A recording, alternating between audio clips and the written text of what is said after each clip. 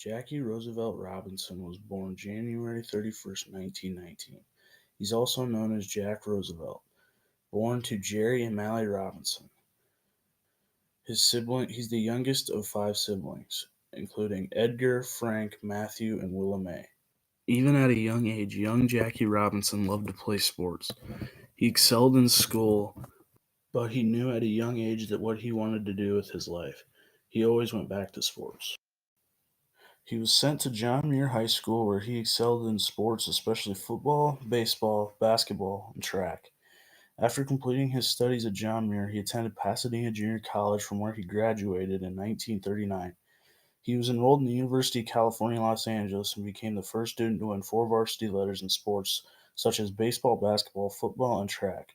However, in 1941, he had to quit college owing too much financial debt and moved to Hawaii where he played semi-professional football for the Honolulu Bears. In 1942, Robinson was drafted and assigned to a segregated cavalry unit in Fort Riley, Texas.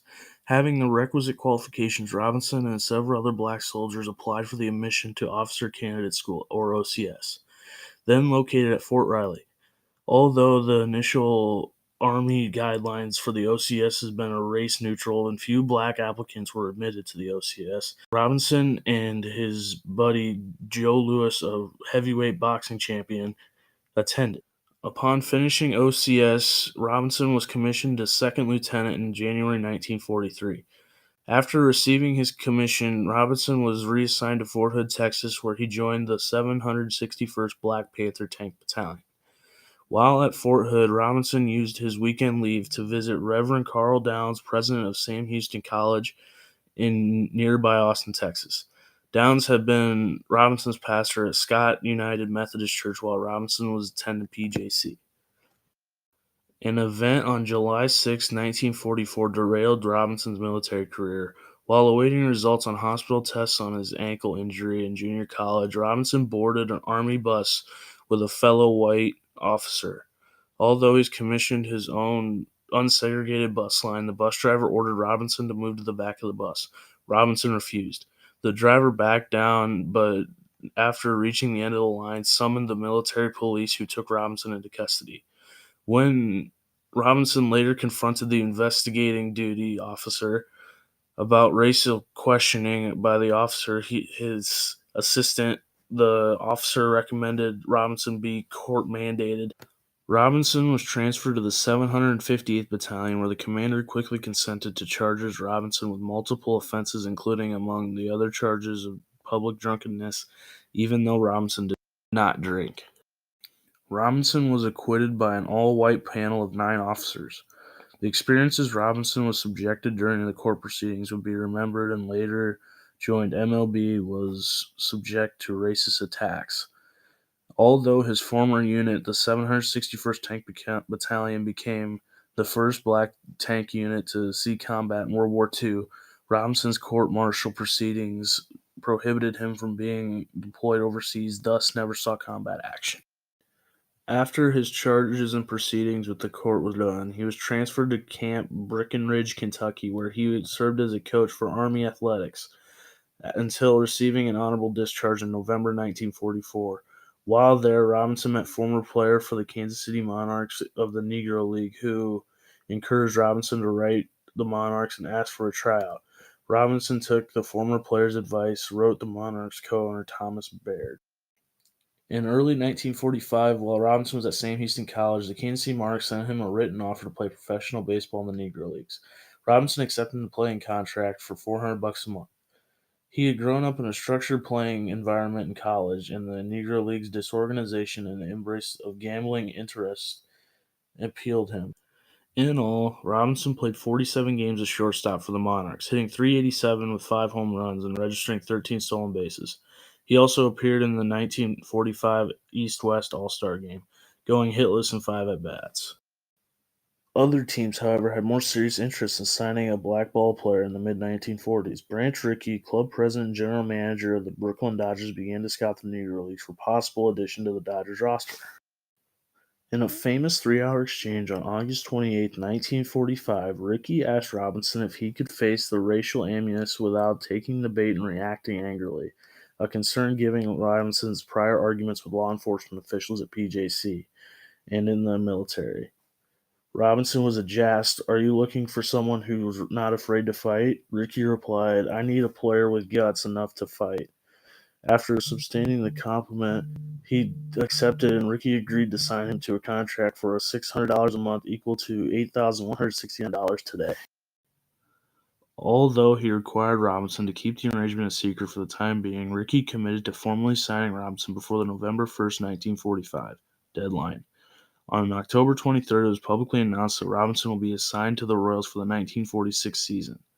On the same day, the representatives for the Royals and Dodgers present Robinson's formally signed contract with the Royals. During the season, Robinson pursued a potential major league interest. No black man had ever played in the major leagues since Moses Fleetwood Walker in 1884, but the Boston Red Sox nevertheless held a tryout at Fenway Park. He left the tryout humiliated, and 14 years later, in July of 1959, the Red Sox became the last major league team to integrate its roster. In the spring of 1946, Robinson arrived at Daytona Beach, Florida for spring training with the Montreal Royals of the Class AAA International League. AAA is the highest level of baseball besides the major leagues. He quickly got used to his teammates, but his teammates didn't know about him and didn't really want a black man being on their team, but they quickly accepted him. Robinson made his Royals debut at Daytona Beach's City Island Ballpark on March 17, 1946, in an exhibition game against the team's parent club, the Dodgers. Robinson thus became the first black player to openly play for a minor league baseball team against the major league color barrier. Later that spring training, after some less than stellar performances, Robinson was shifted from shortstop to second base, allowing him to make shorter throws to first base. Robinson's performance soon rebounded, and on April 18, 1946, Roosevelt Stadium hosted the Jersey City Giants for the season opener against the Montreal Monarchs. Making his professional debut on Royals, Jackie Robinson, and the first time color barrier had been broken in a game between the minor league clubs.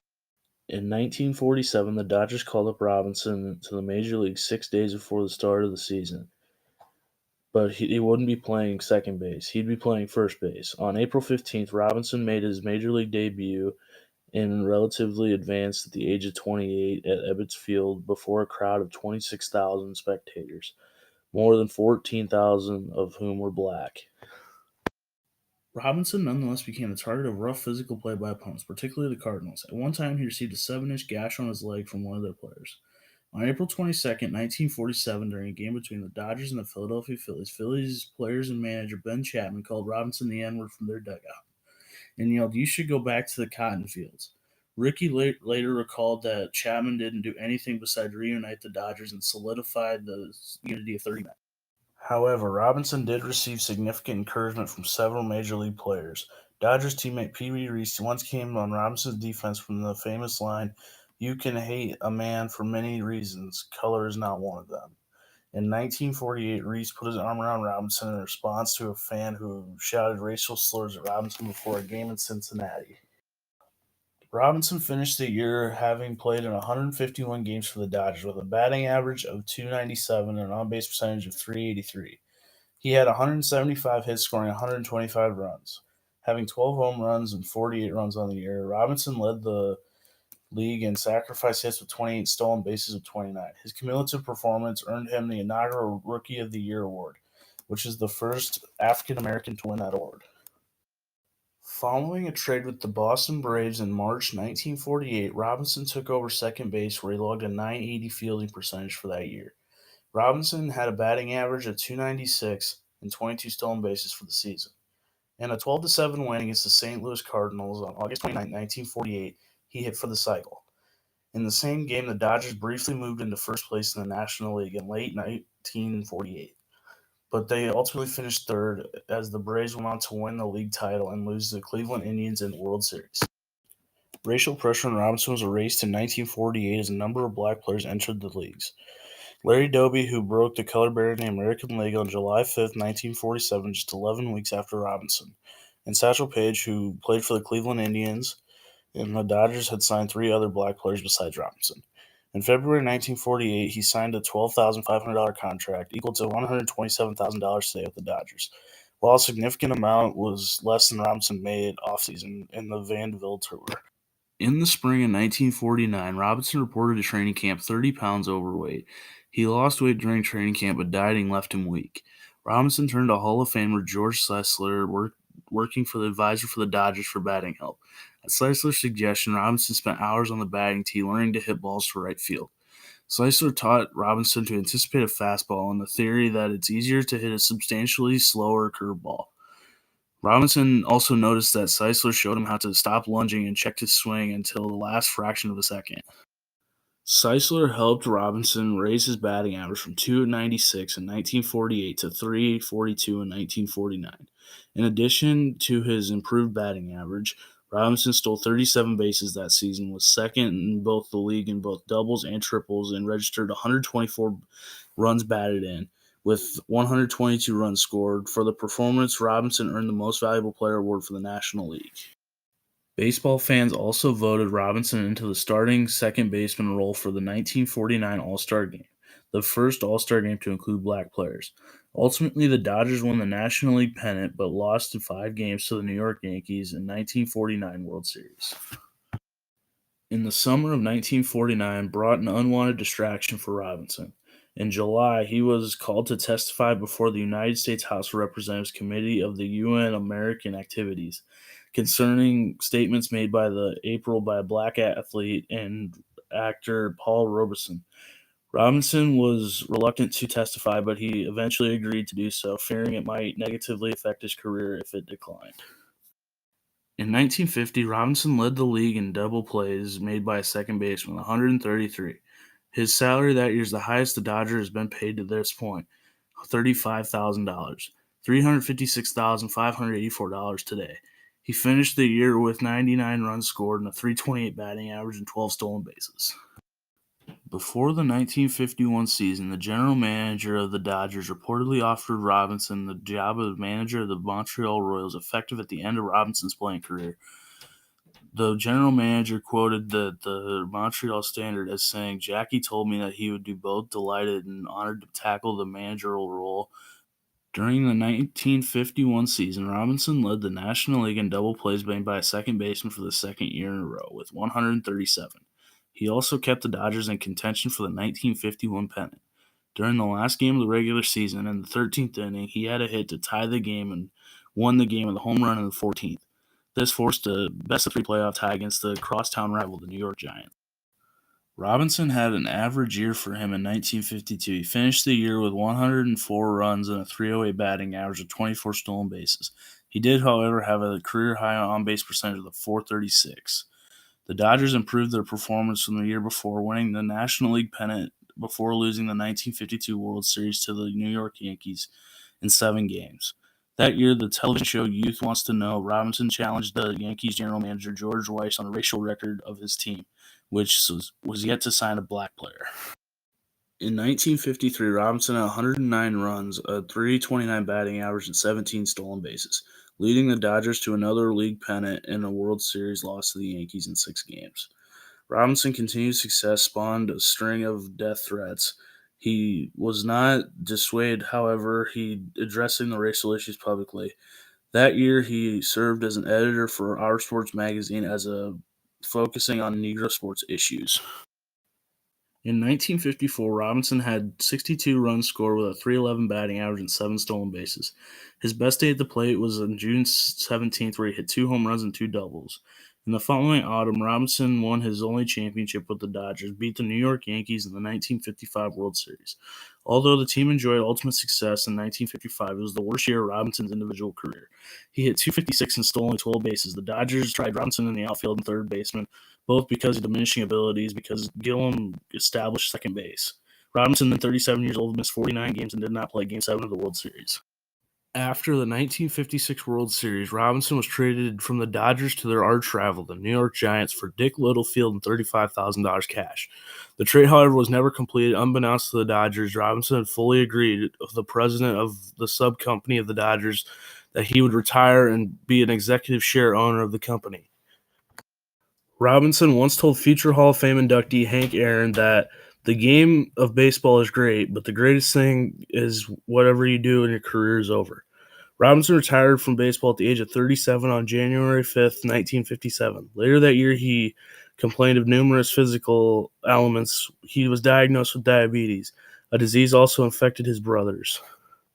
In his first year eligibility for the Baseball Hall of Fame in 1962, Robinson encouraged voters to consider only his on-field qualifications rather than his cultural impact on the game. He was elected on the first ballot, becoming the first black player to be inducted into Cooperstown Museum. In 1965, Robinson served as an analyst for ABC News' Major League Baseball Game of the Week telecast, the first black player to do so.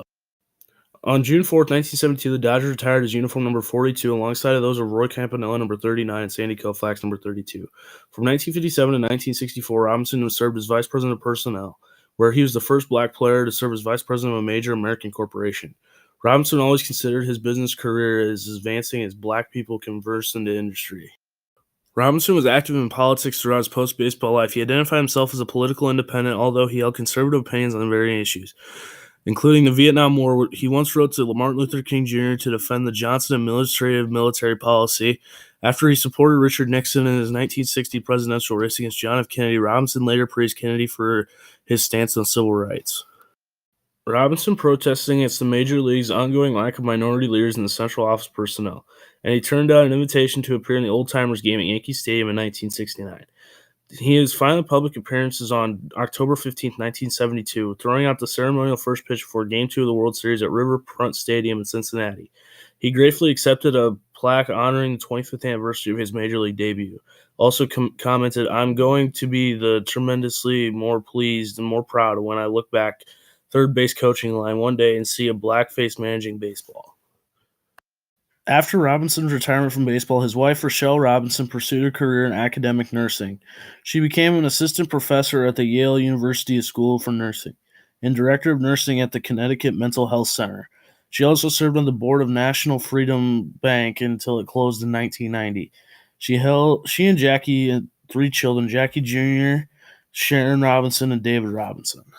Robinson's eldest son, Jackie Robinson Jr., had emotional trouble during his childhood and entered special education at an early age. He enrolled in the Army in search for disciplinary environment, served in the Vietnam War, and was wounded in action on November 19, 1965. After his discharge, he was struggled with drug problems. Robinson Jr. eventually completed the treatment program at Dayton Village in Seymour, Connecticut, and became a counselor of the institution. On June 17, 1971, he was killed in an automobile accident at the age of 24.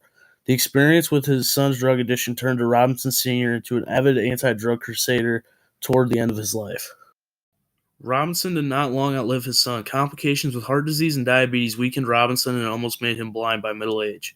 On October 24, 1972, 9 days after his appearance at the World Series, Robinson died of a heart attack at his home on 95 Cascade Road, North Stamford, Connecticut. He was 53 years old. Robinson's funeral service on October 27, 1972, at Upper Manhattan Riverside Church, adjacent to Grant's tomb in Morningside Heights, attracted 2,500 mourners.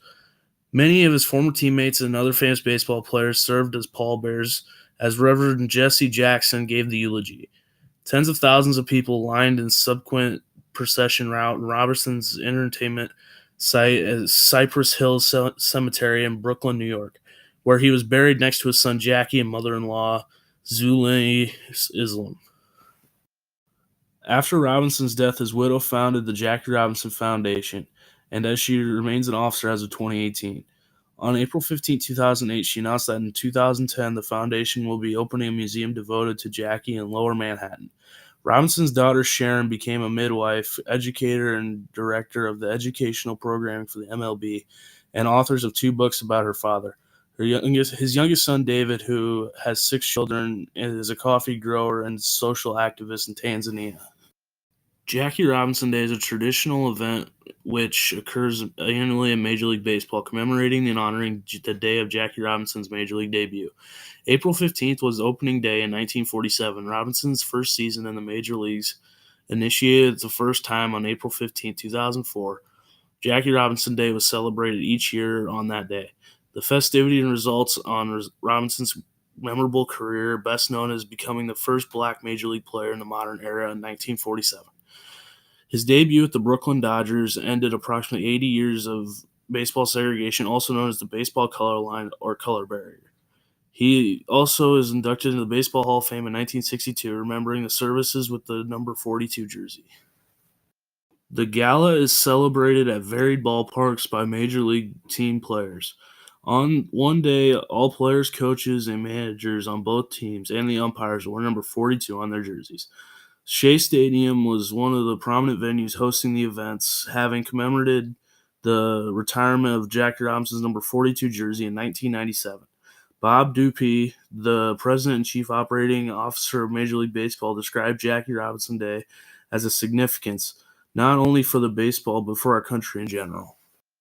Jackie Roosevelt Robinson dedicated his life to civil rights. He inspired millions when he broke the chains of integrated baseball. We should remember this great man for his major league play and for his work he gave all the freedom people deserve. After Robinson broke the color barrier in baseball and other sports soon followed, the color barrier also started to break more than just sports. There were more job opportunities, voting places in local government, and eventually federal government. All over the country, people began to accept African American doing all things in life. Robinson proved that what could be done in baseball could be done everywhere. Today, there are black men and women in more positions of authority than ever before. In sports, they are managers and coaches. In businessmen, they are bosses and owners. In the military, they're generals and admirals. And in politics, they are Supreme Court justices, Secretary of State, senators, and congressmen. Recently, our country achieved the biggest milestone in the advancement in civil rights. 61 years after Robinson made history, we finally have elected a black man, Barack Obama, to represent all Americans as President of the United States.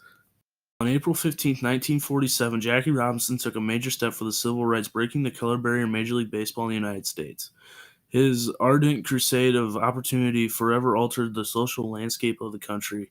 Over 7 decades later, racial equality remains an urgent social issue that demands dialogue and concerted action. Among other social alignments to threaten, shatter, makes other nations greatest in the world. The Jackie Robinson Museum and memorializing athletic and social achievements of Jackie Robinson will be a venue that recounts the historic movement and sports history that promotes dialogue and a God will approach of our nation's social challenges, such as confronted by Robinson in his heroic life. Only 5 other sports players have ever worn the number 42, with the most recent being the right-handed reliever for the New York Yankees, Mariano Rivera. But the number is now retired throughout baseball, and the people who do don the number in other sports wear it with complete respect and honor to Jackie Robinson.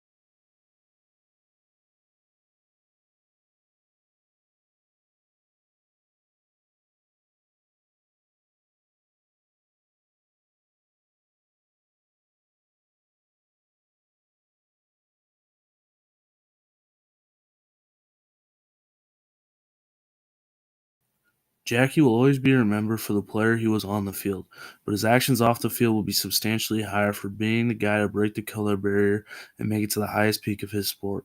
He is a class act, a family man, a baseball player, and a semi-professional politician, and best of all, a leader in his community and at all the people he touched.